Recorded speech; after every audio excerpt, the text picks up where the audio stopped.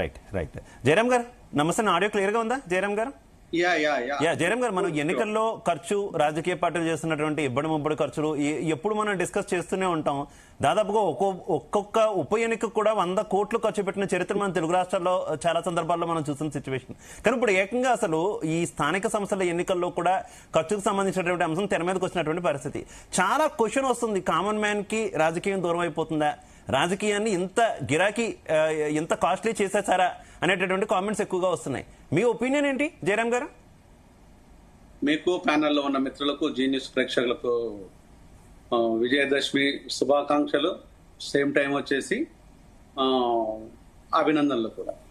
ఒకటి శివ, దీంట్లో రెండుగా విభజిస్తే తప్పితే విషయము కొంతలో కొంత అర్థమవుతుంది. అంటే ఇప్పుడు మనం రొటీన్ గా మాట్లాడడం కంటే కూడా దీన్ని విడివిడిగా చూద్దాం. ఎలక్షన్స్, ఖర్చులు. నెంబర్ 1 ఎలక్షన్స్ గురించి మాట్లాడదాం. ఎలక్షన్స్ గురించి మాట్లాడితే ఎలక్షన్స్ మీద అనేక అపోహలు నెలకొన్నవి. ఒకటి వచ్చేసేమో 42% రిజర్వేషన్ అప్లై చేయాలంటే జీవో తీసుకొచ్చారు. ఆ జీవోకు ఎలాంటి శానిటీ లేదు. దానివల్ల బీసీలకు పెద్ద ప్రయోజనాలు చేకూరవు కూడా. ఇదొక అంశం. మరొక అంశం వచ్చేసి బీసీల ఎజెండాగా అన్ని రాజకీయ పార్టీలు ఇప్పుడు బరిలో దిగుతున్నాయి. సో రేపు ఇదే ఎజెండాగా వెళ్ళినప్పుడు 42% ఇవ్వాలా ఇవ్వకూడదా అనేది కొంతమంది అయితే దానిపైన కోర్టుకు పోయి దాన్ని దెబ్బతీయడం కోసము కొన్ని వ్యక్తులు, వర్గాలు, పార్టీలు కూడా ముందే ఉంటాయి. ఇదొక అంశం. మరొక అంశం వచ్చేసి నిజంగా కనుక ఈ ఎలక్షన్లు జరుగుతాయా, జరగవు అంటే రేపు 8th కానీ డిసైడ్ కాదు. 8th ఏమవుతుంది, ఇట్లా కోర్టుకు పోయింది, కోర్టుకు పోతుంది, కోర్టు ఇవ్వాలి. ఇస్తే ఏమంటది, రేపు రానున్న రోజులలో కనుక ఈ 42% కనుక శానిటీ లేకపోతే లేదు కాబట్టి మీరు ఓల్డ్ ఏదైతే ఇంతకు ముందు విధానాన్ని అవలంబించండి. ఆ ఇంతకు ముందు ఏదైతే మీకు రిజర్వేషన్స్ కేటాయింపులు చేశారో ఆ పాత విధానాన్ని అవలంబించండి. జీవో 9 ని మీరు పక్కన పెట్టుకోవచ్చు అనే దాన్ని హైకోర్టు చెప్పొచ్చు.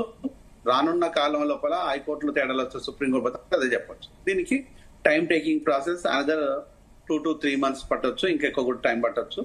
సో తక్కువ అయితే 2 months కు బిలో అయితే అవ్వడానికి అయితే ఆస్కారాలు లేవు. అంటే ఇదంతా ఎలక్షన్ల విషయాన్ని. ఇక ఇంత కన్ఫ్యూజన్ పరిస్థితిలో ఉన్న పరిస్థితి లోపల ఇప్పుడు క్యాండిడేట్స్ ఎలా డబ్బులు ఖర్చు చేయాలి, చేస్తే వాళ్ళ పరిస్థితి ఏంది, రేపు వాళ్ళు పెట్టిన డబ్బులకు ఏదైనా న్యాయం చేకూరుతుందా అనేది $1 million ప్రశ్న. ఇటు బీజేపీ కావచ్చు, బీఆర్ఎస్ కావచ్చు, కాంగ్రెస్ కావచ్చు, ఇతర మన దగ్గర లేని పార్టీలో తెలుగుదేశం పార్టీ, జనసేన లాంటి ఎవరైనా వస్తే చిన్న చిత్గా బిఎస్పీ లాంటి వస్తే చెప్పలేదు. అంటే ఈ డబ్బులకు నిజంగా ఎవరు జవాబుదారి, ఇది ఉంటుందా, ఈ డబ్బులు ఊరికే పోతాయా అనే అంశాన్ని కూడా ప్రజల్లో ఒక కన్ఫ్యూజన్ అయితే నెలకొన్నది. సో ఆ కన్ఫ్యూజన్ ద్వారా మేము ఖర్చు చేస్తే ఎలా అనేది అన్ని రాజకీయ పార్టీల లోపల ఇది ఉన్న విషయం, అందరికీ తెలిసిన విషయమే. కానీ ఎవరికి వాళ్ళు లేదు మేము సిద్ధం అంటే సిద్ధం దేనికి సిద్ధం అనేది ఇదే ఇక్కడ $1 million ప్రశ్న. అంటే ఈ రెండింటిని విడివిడిగా చూస్తే ఇప్పుడు రానున్న ఎలక్షన్స్ కావచ్చు, ఇది కోర్టు ప్రోద్బలంతోని, కోర్టు భయంతోని ఇది ఒక నోటిఫికేషన్ వచ్చిందే తప్ప ఇది కాంగ్రెస్ ప్రభుత్వము ఏదో మనస్ఫూర్తిగా చేసిందైతే కాదు అనే విషయం అందరికి తెలిసిన విషయమే. దీంట్లోనే మరొకసారి మనం అర్థం చేసుకోవాల్సింది ఏంటిదంటే, నిజంగా కనుక కాంగ్రెస్ కు చిత్తశుద్ధి ఉన్నట్టు అయితే ఈ బీసీ కులగణనను తీసుకొని బీసీ రిజర్వేషన్ కనుక కనీసము ఈ మన జీవో లాగా కాకుండా కనీసము దాన్ని మనం అసెంబ్లీలో పెట్టేవేసి దానికి ఒక చట్టం లాంటిది మినిమంగా అది చేసినా బాగుండేది. అది ఏది కూడా చేయకుండా దాన్ని ఎలాంటి అంశాలు లేకుండా ఇప్పుడు ఓన్లీ జీవో ద్వారానే ఎలక్షన్లో పోతుంది. ఇది ఒక తప్పిదం. అంటే ఈ తప్పిదాలన్నింటినీ రేపు ఎవరికైనా నష్టం జరగవచ్చు, ఎవరికైనా లాభం జరగవచ్చు. ఇక లాభ నష్టాలకు వచ్చినట్టు అయితే డెఫినెట్ గా ప్రభుత్వంలో ఉన్న, అధికారంలో ఉన్న వాళ్ళకే కొంత లాభం జరుగుతుంది. నెక్స్ట్ వచ్చేసి ఇక్కడ పార్టీల కంటే కూడా క్యాండిడేట్ లోపల ఉండే వ్యక్తిగత అంశాలు, క్యాండిడేట్ లో ఉండే తనకు జనంతో ఉండే సంబంధాలు, క్యాండిడేట్ ఎలక్షన్లు తప్పితే ఇది పార్టీ ఎలక్షన్లు కావు. ఇది కూడా అందరు తెలిసిన విషయమే. మరి ఇవన్నీ అందరు తెలిసిన తర్వాత మరి ఎలక్షన్ల విషయం లోపల ఎందుకు ఇంత కన్ఫ్యూజన్ గందరగోళం నెలకొన్నది అంటే ఇది రాజకీయం. అసలు రాజకీయం అంటేనే ఇదిగా. అంటే ఎప్పుడు కూడా డైరెక్ట్ గా ఎలక్షన్లు కండక్ట్ చేస్తే కుదరదు కాబట్టి ఇలా ముక్కు ఇక్కడ నాయన అంటే మొత్తం తలకాయ చుట్టూ 4 చుట్లు తిప్పితే, ఒక చుట్టు కూడా కాదు 4 చుట్టు తిప్పితే. అయితే జయరాం గారు ఈ మొత్తం అంటే ఈ రిజర్వేషన్లు కావచ్చు, లేదంటే స్థానిక సంస్థలు, ఇవన్నీ ఒక్కసారి కనుక మనం పక్కన పెడితే అసలు కాస్ట్లీ రాజకీయాలు అనేటటువంటి అంశమే మనం కనుక తీసుకుంటే ఏంటి, రాజకీయ నాయకుడు అంటే చుట్టూ ఇంతమంది ఉండాలి, ఇంతమంది ఉంటేనే ఒక నాయకుడి కింద గుర్తిస్తారనేటటువంటి సిచ్యువేషన్ తీసుకొచ్చేసారు పూర్తిగా. ఇంకా వాళ్ళతో పాటు ఇంటికి ఎవరైనా 10 మంది వస్తే వాళ్ళకి పెట్టేటటువంటి టీ ఖర్చు నుంచి చివరికి ఎవరైనా అన్నా సహాయం అని వస్తే వారికి ఇచ్చేటటువంటి డబ్బుల వరకు కూడా తడిసి మోపుడవుతుంది. నిజంగా సామాన్యులు ఎవరు కూడా నిజంగా ఏదో ఒక సాయం చేద్దాం, లేదంటే ఎన్నికల్లో పోటీ చేద్దాం అనుకునేటటువంటి పరిస్థితి ఎక్కడా లేదు అనేది క్వశ్చన్. ఒప్పుకుంటారా? అంటే ఒకటి డెఫినెట్ గా ఇప్పుడు ఎలక్షన్స్ అనేది మంది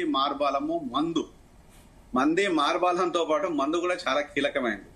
ఈ మందుతోని జనాలు బాగుపడడం కంటే నాశనం అవుతున్న విషయం కూడా అందరికి తెలిసిన విషయమే. ప్రభుత్వానికి లాభాన్ని చేకూరే విషయం కూడా ఇప్పుడు గత ప్రభుత్వం విషయం లోపల నేను చాలా సందర్భాలు చెప్పిన, అది దగ్గర 50,000 కోట్లకు దగ్గరగా చేరుకున్నది. కొంచెం అది జాగ్రత్తగా ఉండంటే మన రేవంత్ రెడ్డి గారు వచ్చేసి ఆయన 50 చేస్తే మనం కనీసం 75 దాకా కూడా పోకపోతే ఎట్లా అని చెప్పేసి ఈ 2 సంవత్సరాల లోపల దగ్గరగా 75,000 రెవెన్యూను జనరేట్ చేయడం కోసం ప్రయత్నం చేస్తున్నారు. అంటే ఇక్కడ ఒకవైపు డ్రగ్స్, ఇంకొక వైపు మందు, ఇంకొక వైపు డబ్బులు, ఇంకొక వైపు మంది మార్బలము, మరొక వైపు వచ్చేసి ఇక లోకల్ గా ఇచ్చే ఇక ఓటుకి ఇంత అని పైసలు ఇచ్చే విధానాలు.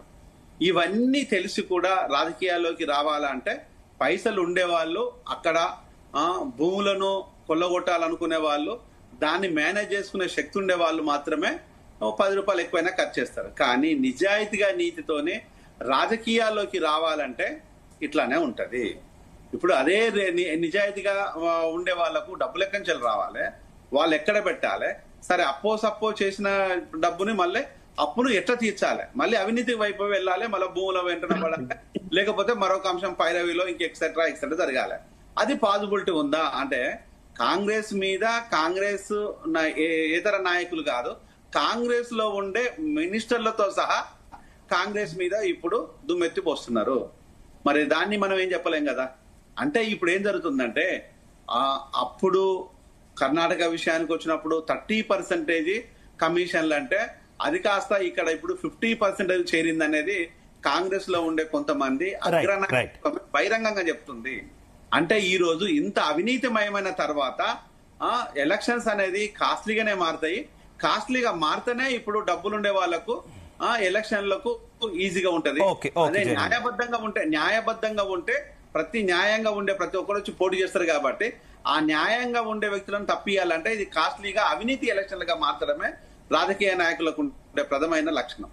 రైట్ ఓకే జయరాం గారు. మనతో పాటు భారతీయ జనతా పార్టీ నుంచి రవికుమార్ గారు జాయిన్ అయ్యారు. రవికుమార్ గారు నమస్తే, నా ఆడియో క్లియర్ గా ఉందా మీకు? రవికుమార్ గారు, ఈ మధ్యనే ఈటెల రాజేందర్ గారు, మీ పార్టీ సీనియర్ నేత ఎంపీ ఈటెల రాజేందర్ గారు కొన్ని కామెంట్స్ చేశారు. స్థానిక సంస్థల ఎన్నికలకు సంబంధించి కోర్టులో ఏ రకమైన డెసిషన్ వస్తుందో తెలియదు, సో కొంత అభ్యర్థులంతా కూడా జాగ్రత్తగా ఉండండి, ఖర్చు పెట్టొద్దు, అప్పుడే ఖర్చు పెట్టితే తర్వాత ఇబ్బందులు పడే అవకాశం ఉందని చెప్పారు.